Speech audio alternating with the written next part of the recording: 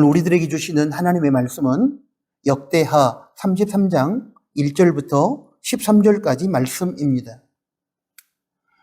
므낫세가 왕위에 오를 때에 나이가 12세라 예루살렘에서 55년 동안 다스리며 여호와 보시기에 악을 행하여 여호와께서 이스라엘 자손 앞에서 쫓아내신 이방 사람들의 가증한 일을 본받아 그의 아버지 히스기야가 헐어버린 산당을 다시 세우며 바알들을 위하여 제단을 쌓으며 아세라 목상을 만들며 하늘의 모든 일월 성신을 경배하여 섬기며 여호와께서 전에 이르시기를 내가 내 이름을 예루살렘에 영원히 두리라 하신 여호와의 전에 제단들을 쌓고 또 여호와의 전 두 마당에 하늘의 일월 성신을 위하여 제단들을 쌓고 또 흰놈의 아들 골짜기에서 그의 아들들을 불 가운데로 지나가게 하며 또 점치며 사술과 요술을 행하며 신접한 자와 박수를 신임하여 여호와 보시기에 악을 많이 행하여 여호와를 진노하게 하였으며 또 자기가 만든 아로 새긴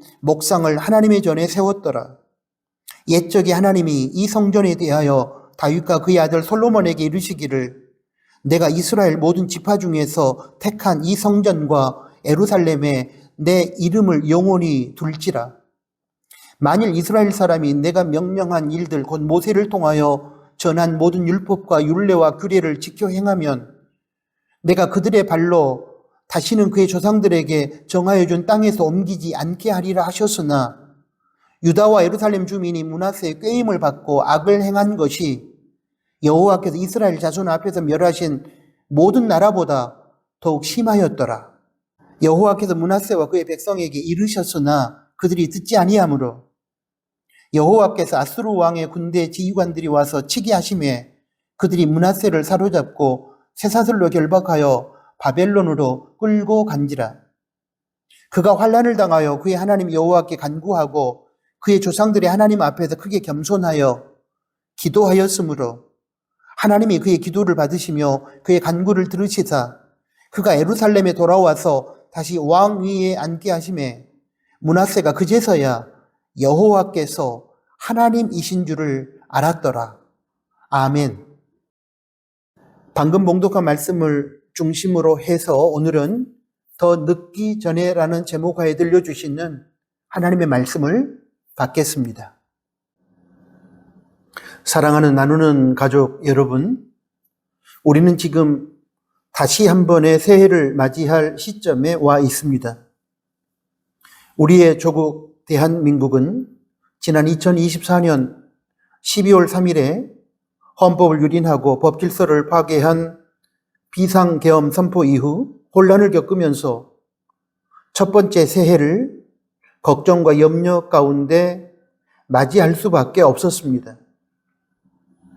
이제 탄핵 정국 하에 헌법재판소의 최종 판결을 기다리고 있는 상황에서 우리는 다시 한 번의 새해인 설 명절을 앞두고 있습니다.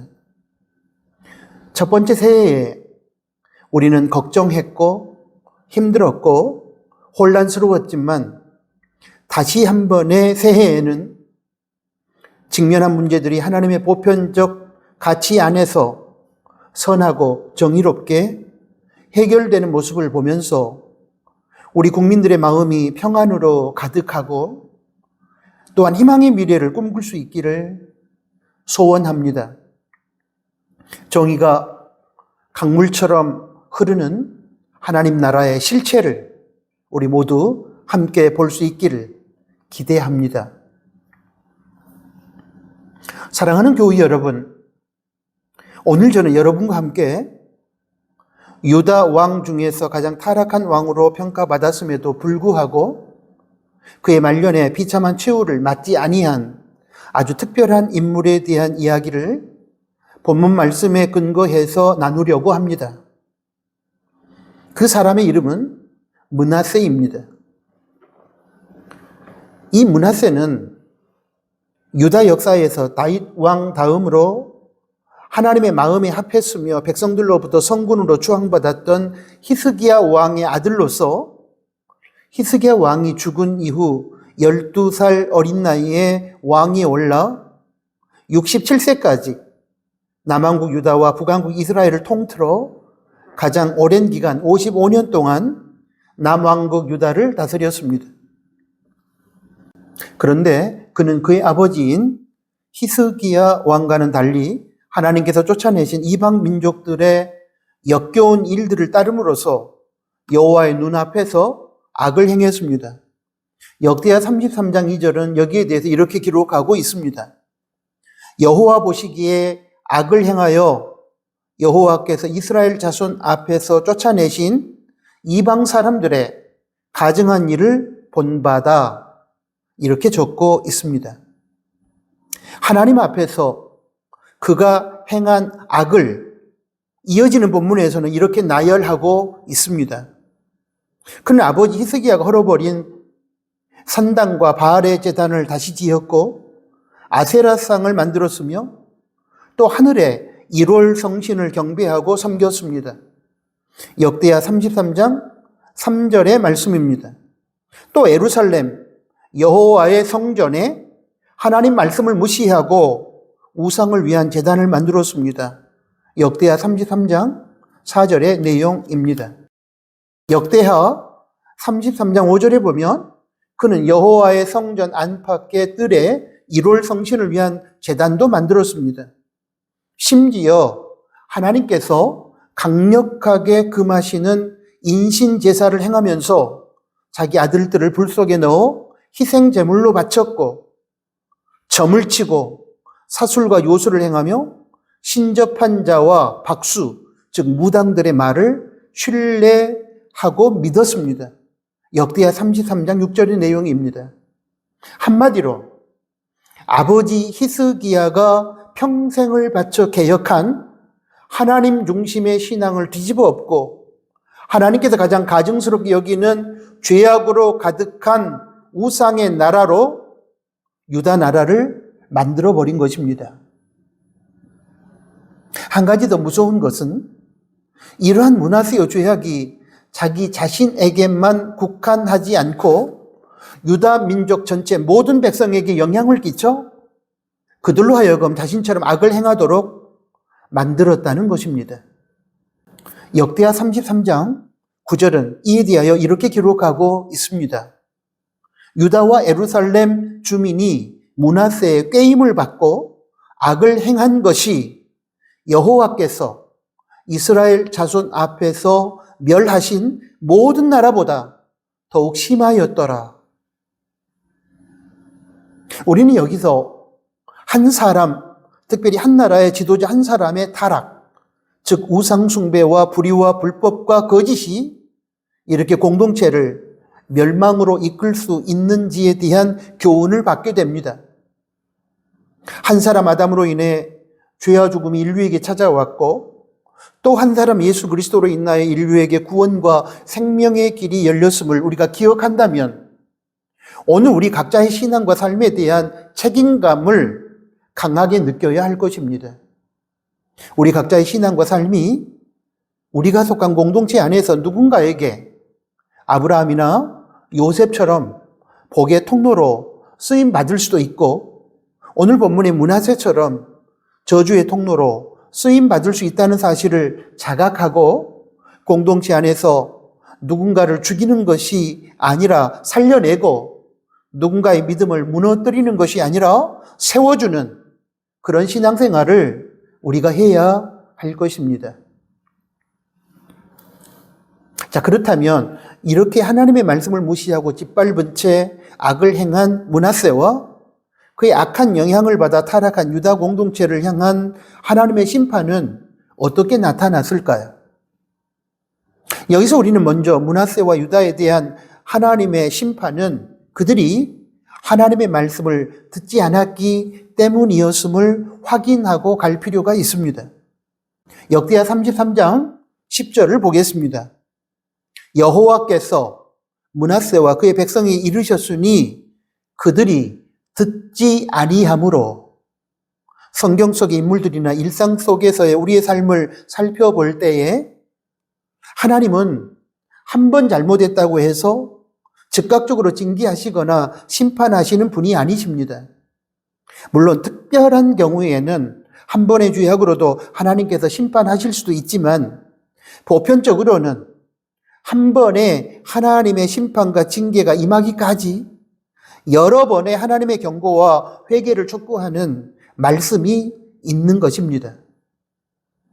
그러므로 하나님께서 징계하시고 심판하시기 전 하나님의 경고와 회개 촉구의 메시지가 다양한 경로를 통해서 들려지게 될 때에는 미루지 말고 책임 전가하지 말고 즉각적으로 회개하고 돌이켜야만 합니다.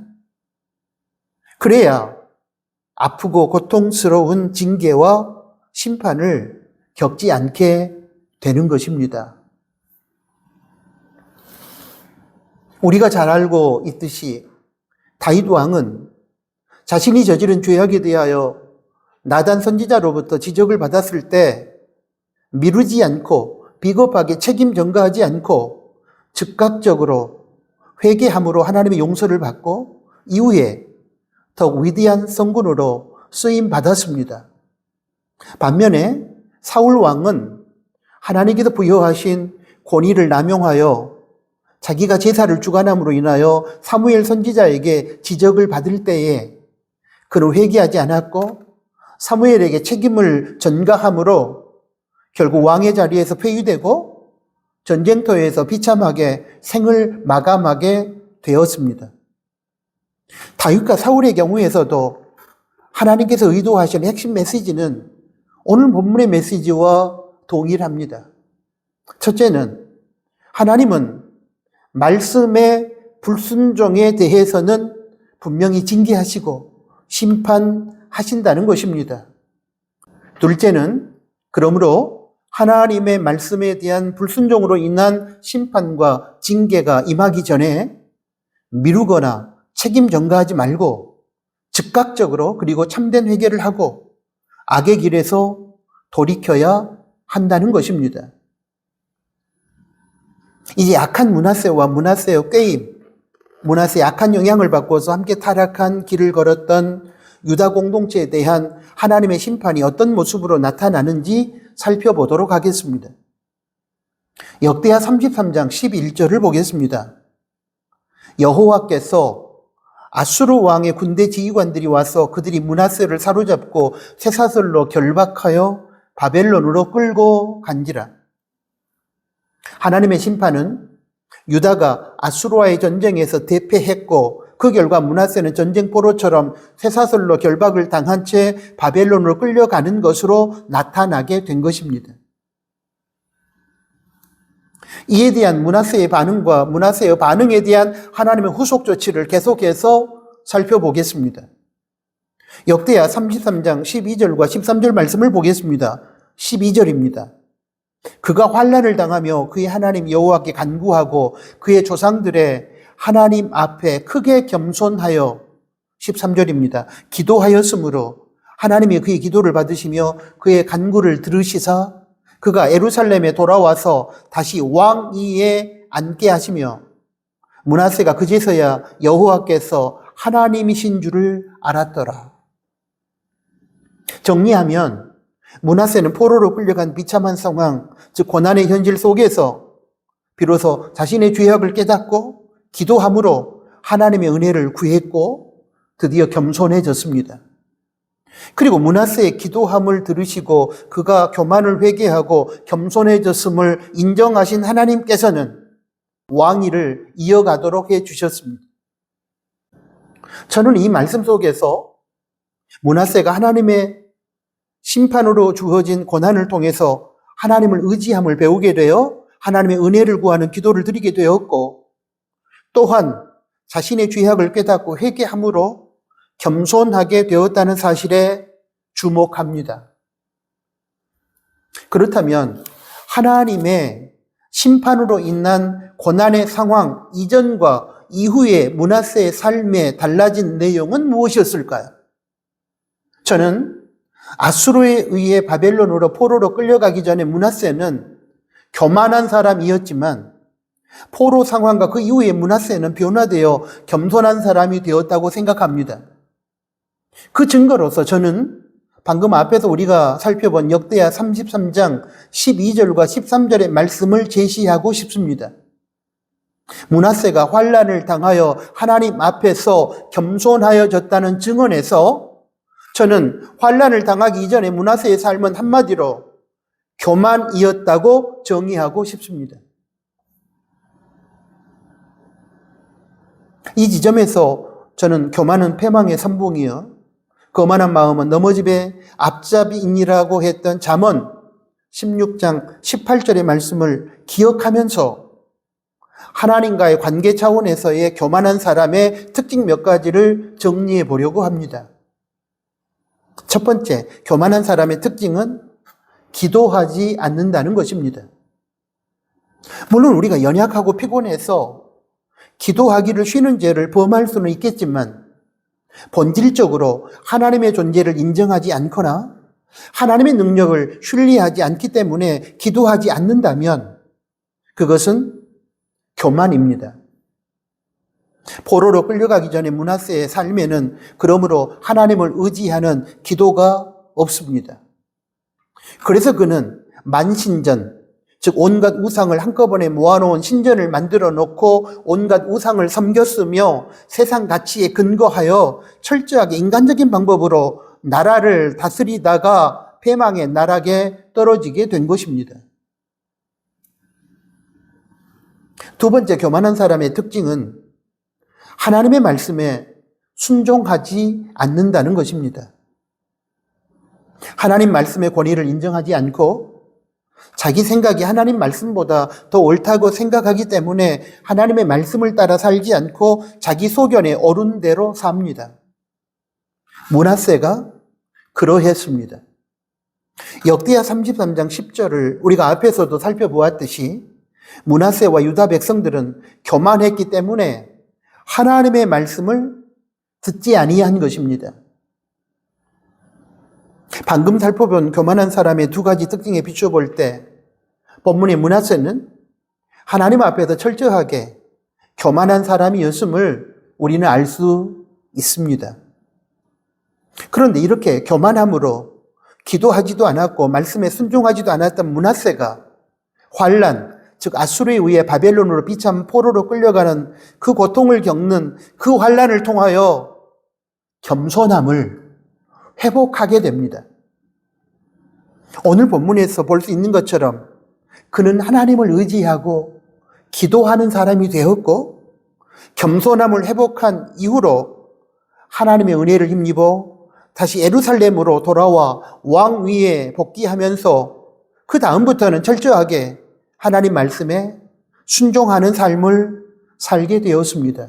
그 내용이 역대하 33장 14절부터 19절까지에 소개되어 있습니다. 교만을 회개하고 겸손함을 회복했더니 므낫세는 기도의 사람이 되었고 말씀 순종의 사람으로 변화된 것입니다. 그러므로 교만하여 기도와 말씀을 무시하고 자기 소견에 옳은 대로 살지 마시고 사랑하는 교우 여러분, 겸손함으로 하나님의 뜻을 구하고 의지하는 기도의 사람이 되시고 하나님의 말씀 앞에서는 자신의 생각과 뜻을 내려놓고 순종하시는 말씀의 사람이 되시기를 축복합니다. 더하여 교만한 사람의 특성 두 가지만 더 말씀드리겠습니다. 세 번째, 교만한 사람의 특징은 하나님께 올려드려야 할 영광을 가로채고 자기 자랑을 하며 산다는 것입니다. 네 번째, 교만한 사람의 특징은 베풀어 주신 하나님의 은혜에 대해 감사하지 않는 것입니다. 역대하 32장 25절에는 히스기야의 교만함에 대하여 이렇게 적고 있습니다. 히스기야가 마음이 교만하여 그 받은 은혜를 보답하지 아니함으로 진노가 그와 유다와 예루살렘에 내리게 되었더니 히스기야의 교만은 하나님께서 베풀어 주신 은혜에 대해 감사하고 보답하지 않는 것으로 나타났고 이렇게 교만한 히스기야로 인하여 히스기야는 물론 유다 공동체에는 하나님의 진노가 임했던 것입니다. 지금까지 우리가 나누었던 말씀을 돌아볼 때 악행을 저질렀던 교만한 므낫세가 바벨론의 포로로 끌려갔음에도 불구하고 다시 예루살렘으로 돌아와 왕위에 복귀하고 그 이후 하나님 말씀에 순종하는 삶을 살다가 역대하 33장 20절에 기록된 것처럼 자기 조상들이 묻힌 곳에 함께 묻히고 자기 왕궁에 장사되는 복을 누리게 된 비밀이 여러분 무엇인지 깨달았으리라고 생각합니다. 참고로 우상 숭배하고 악행을 저지른 악한 왕은 죽어 조상의 묘실에 장사될 수 없었다는 사실을 기억한다면 므낫세가 그 오랜 기간 동안 우상을 숭배하고 악행을 저질렀음에도 불구하고 마지막에 회개하고 돌아오므로 왕위를 다시 물려받고 그가 죽어 조상들의 묘실에 장사되었던 것, 무슨 이유인지, 어떤 이유에서 이게 가능했는지 우리는 이제 깨달았으리라고 생각합니다. 그는 교만함으로 인하여 기도와 말씀을 무시하고 자기 소견에 오른 대로 살았지만 말년에 하나님의 징계와 심판으로 인한 고난의 현실 속에서 회개했고 겸손해졌으며 겸손해진 거인 기도와 말씀 순종을 회복했기 때문에 다른 악한 왕들과는 달리 인생을 복되게 마감할 수 있었던 것입니다. 여기서 저는 우리가 연약함으로 인하여 잘못할 수도 있고 교만할 수도 있으나 그런 속에서도 살 수 있는 길이 하나 있는데 그것은 바로 회개함으로 우리가 죄악을 돌이키고 교만을 버리고 겸손해지는 것임을 배울 수 있다고 생각합니다. 사랑하는 교회 여러분, 지금의 우리는 어떻습니까? 우리는 아직도 여전히 교만한 자리에 있습니까? 교만은 패망의 선봉임을 결코 잊지 마시기 바랍니다. 이제 말씀을 마치려고 하는데 큰 아쉬움이 하나 남습니다. 그것은 므낫세가 징계와 심판을 받기 이전에 하나님의 경고의 말씀을 듣고 조금이라도 더 빨리 회개하고 교만을 버리고 겸손하게 되었다면 얼마나 좋았을까 하는 아쉬움입니다. 당시 고대 근동 역사에 의하면 므낫세가 아수르의 포로로 끌려간 시기를 하나는 아수르 왕 사네립의 아들인 에살핫돈 때로 보기도 하고 다른 하나는 사네립의 손자인 아슈르 바니팔로 보는 견해가 있는데 전자를 따르면 므낫세 제위 17년째 되는 해이고 후자를 따르면 므낫세 제위 46년째 되는 해가 됩니다.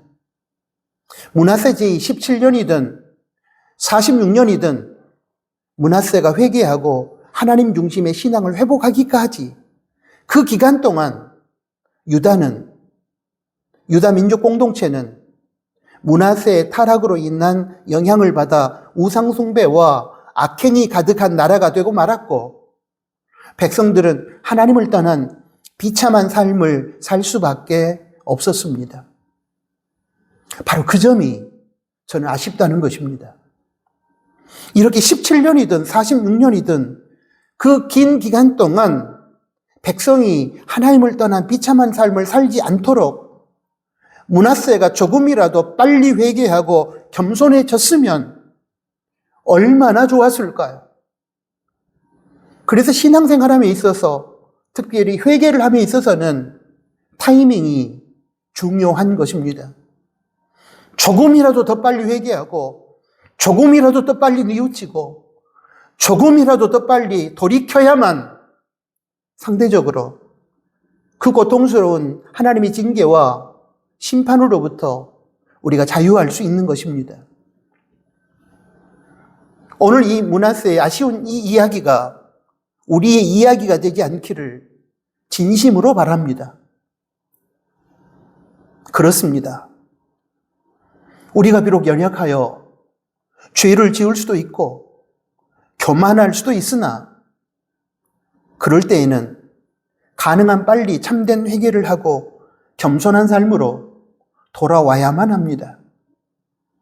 징계에 의한 고통이 찾아오기 전에 신속하게 죄악으로부터 돌이키고 시간을 끌지 말고 뒤로 미루지 말고 누군가에게 책임 전가하지 말고 빨리 하나님께로 돌아와야 합니다. 그래야 자신은 물론이려니와 자신이 속한 공동체가 그만큼 덜 고통을 받게 되는 것입니다. 이런 차원에서 저는 오늘 설교의 제목을 더 늦기 전에로 잡았고, 더 늦기 전에라는 주제를 여러분과 함께 나누면서 오늘 설교의 결론으로 삼고자 한 것입니다. 바라기는 다시 한 번의 새해에 이 땅의 교회와 우리 크리스천, 그리고 조국 대한민국의 지도자들과 우리가 속한 공동체 리더들이 더 늦기 전에 하나님의 뜻을 버리고 교만방자하였던 삶을 회개하고 겸손한 마음을 회복함으로 자신은 물론이려니와 자신이 속한 공동체에 희망을 선물하는 복된 인생이 되었으면 좋겠습니다. 아멘. 사랑하는 아버지 하나님, 감사합니다. 오늘 이제 저희들이 다시 한 번의 새해를 맞이할 시점에 와 있습니다. 그런 저희들에게 오늘 귀한 말씀을 들려주셔서 감사합니다. 사랑하는 아버지 하나님, 우리의 삶을 돌아볼 때에 교만한 모습이 너무도 많습니다. 이제 새해에는 하나님의 존재를 분명하게 신뢰하고 하나님의 능력을 의지함으로 하나님의 뒤를 따르는 겸손한 저희들이 되게 하여 주십시오. 아버지 하나님, 새해에는 하나님 앞에 겸손함으로 기도하는 저희들이 되게 하시고 하나님 앞에 겸손함으로 우리의 소견에 옳은 대로 사는 것이 아니라 하나님의 말씀에 순종하는 삶을 살게 하여 주십시오.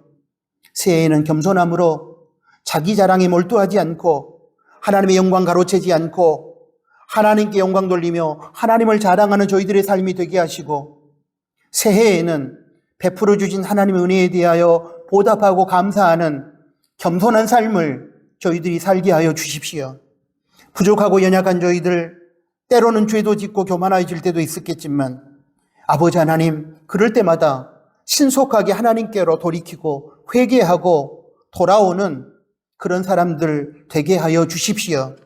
조금이라도 더 늦기 전에 아버지 하나님의 멀어져 있는 우리들의 심령과 모든 삶이 하나님께로 돌아오므로 하나님의 징계와 심판의 자리에 떨어지지 아니하고 누군가에게 나의 신앙의 삶을 통하여 희망을 선물할 수 있는 그런 복된 인생, 겸손한 인생이 되게 하여 주십시오.